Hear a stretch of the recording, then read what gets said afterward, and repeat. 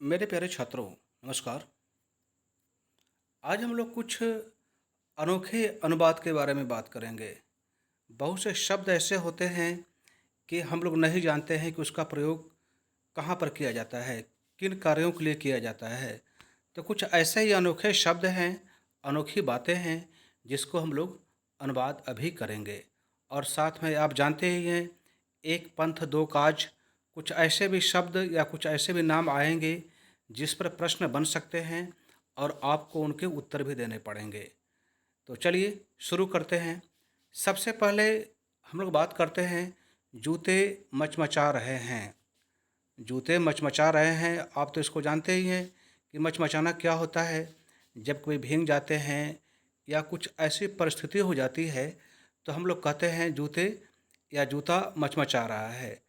तो ऐसे वाक्य का अनुवाद करने के लिए हम लोग जिस शब्द का प्रयोग करते हैं वह इस प्रकार है, शूज आर क्रीकिंग।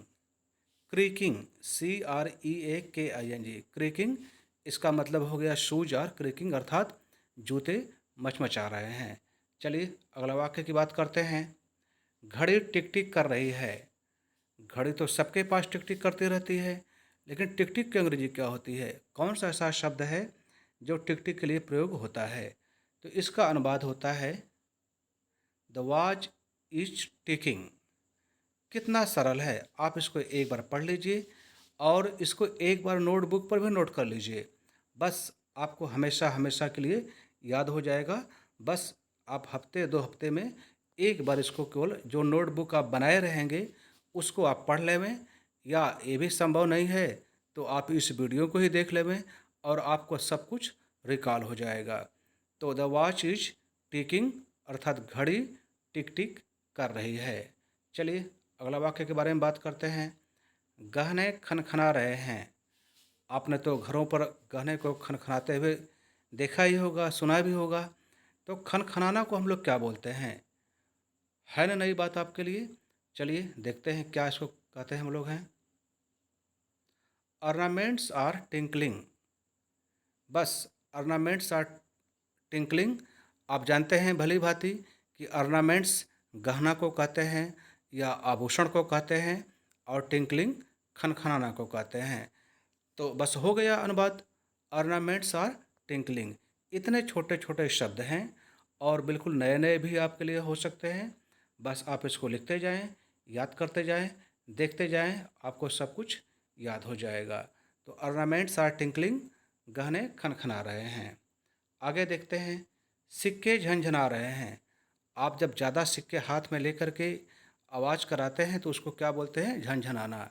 तो सिक्के झनझना रहे हैं, इसको अंग्रेजी में क्या बोलते हैं? Coins are jingling.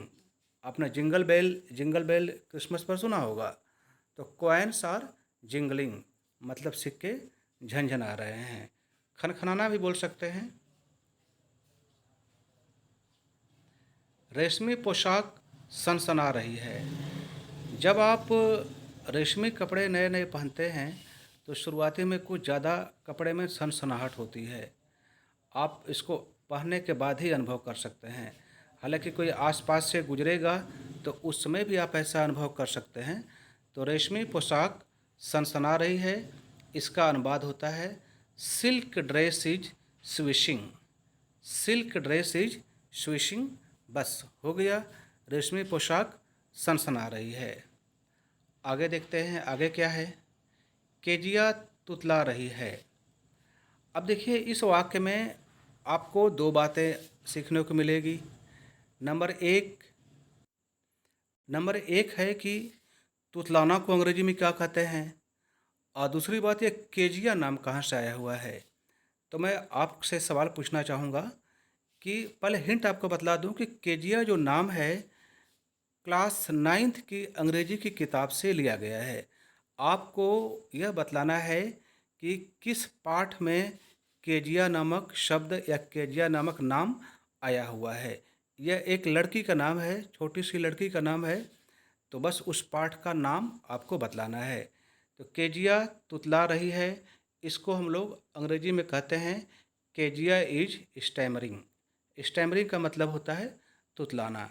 बहुत ही सरल है, बस एक बार आपको केवल इसको देखने की ज़रूरत है। चलिए देखते हैं आगे क्या है। कैकेयी सिसक रही है। कैकेयी तो आप जानते ही हैं कि महाराज दशरथ की 3 रानियाँ थीं, उसमें से एक कैकेयी भी थी। तो कैकेयी सिसक रही थी, क्यों सिसक रही थी? आप जानते हैं कि भरत ने भी कैकेयी से बात करना बंद कर दिया था, बहुत गुस्से में थे। तो कैकेयी के पास पछताने के सिवाय कोई विकल्प नहीं था।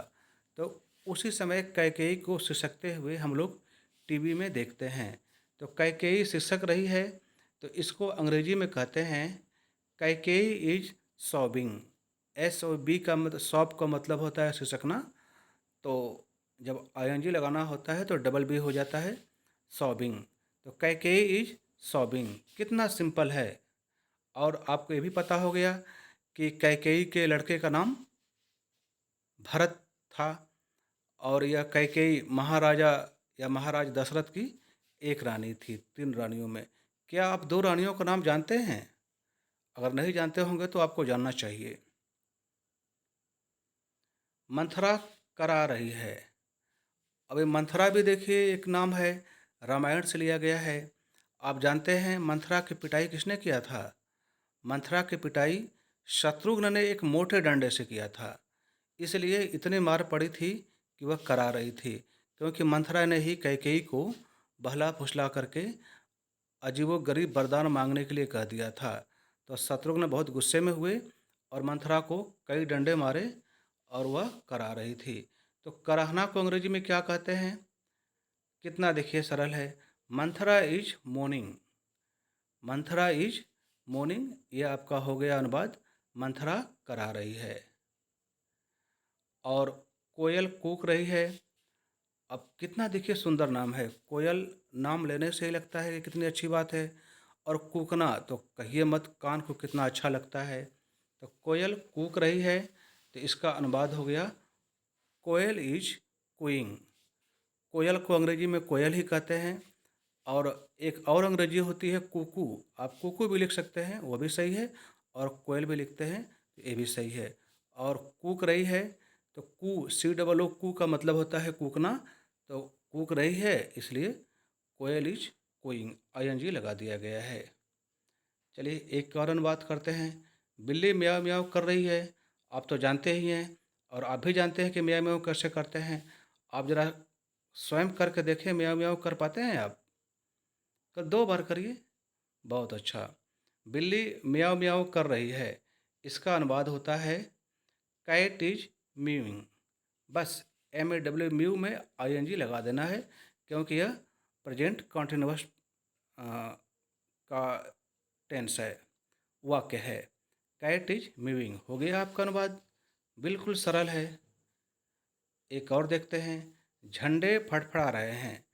आपने देखा होगा कि झंडे जब हम लोग फहराते हैं और हवा तेज चलती है तो फड़फड़ाते हैं। तो इसको अंग्रेजी में क्या कहते हैं? बहुत ही सरल है। फ्लैग्स आर फ्लटरिंग हो गया आपका अनुवाद। फ्लटर, इसमें आईएनजी लगा दीजिए, फ्लटरिंग। तो फ्लैग्स आर फ्लटरिंग, ये हो गया झंडे फड़फड़ा रहे हैं। तो आज हम लोग इतना ही अनोखे अनुवाद पढ़ेंगे, और अगले वीडियो में कुछ और नई नई बातें सीखेंगे हम लोग। आप इन सारे वाक्यों को नोटबुक पर अवश्य लिखें, क्योंकि आप बार बार वीडियो नहीं देख सकते हैं, यह संभव भी नहीं है और व्यवहारिक भी नहीं है। लेकिन नोटबुक आपके पास पड़ा रहेगा, अलमारी पर पड़ी रहेगी। जब इच्छा हो आप उसको दोहरा लिया करेंगे, और आप देखेंगे ये सारे के सारे वाक्य आपको हमेशा याद रहेंगे, और आप इसको धड़ल्ले से बेझिझक बोल सकते हैं। तो आप ऐसा करें, आगे बढ़ें और आप सफल रहें। ऐसी मेरी शुभकामनाएं हैं। धन्यवाद।